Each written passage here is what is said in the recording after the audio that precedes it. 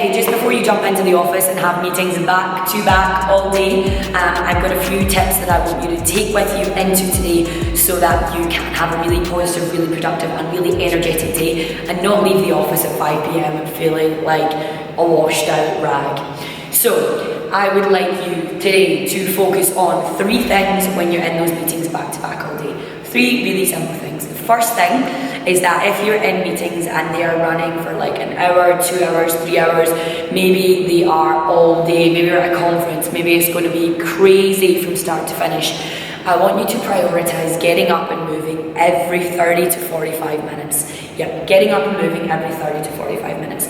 So all you got to do is stand up, walk around. If you wear an Apple Watch, it'll beep at you every hour and tell you to do 250 steps. Fitbits probably do the same, not really sure, haven't used one. But you will be able to just get up and move about. It can be on the spot, you look like a silly in the corner, maybe waving your arms, doing whatever. Who cares, it's about you. I promise actually if you start to do this, people around you will be like, oh, he's got the right idea, I'm going to do that as well. And then they'll get up and they'll be moving about, and you could maybe have like a 2-minute exercise break every 45 minutes. I don't know, that's probably ridiculous. But my point is you need to get up and get moving at least every hour, within the hour, all right? Keep that blood flowing, alert your body, alert your mind, do some deep breaths and just really relax the mind, relax, get into the zone and just flush it out. If you're sitting about all day, you're going to feel exhausted, you're going to feel washed out, you're going to feel horrendous, and you're not going to be buzzing with energy.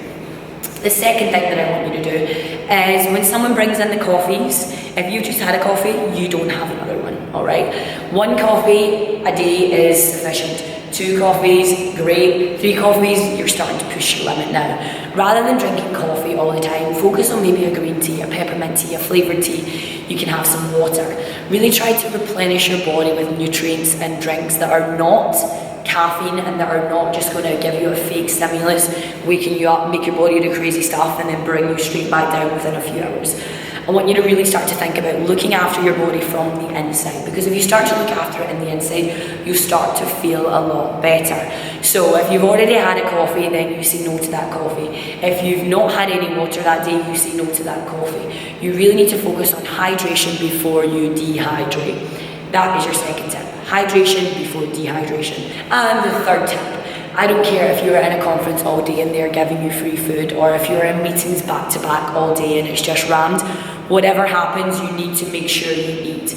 If you go for more than 5 hours without eating, you're going to start to trigger all crazy hormones, all crazy cravings, and you're going to start to reach for dodgy things like cakes and biscuits and sugar and blah, blah, blah, because you're going to think they're going to make you feel better, and they're not. Reality is they'll make you feel worse. You're just not very aware of it because you're used to that habit, you're used to that behaviour.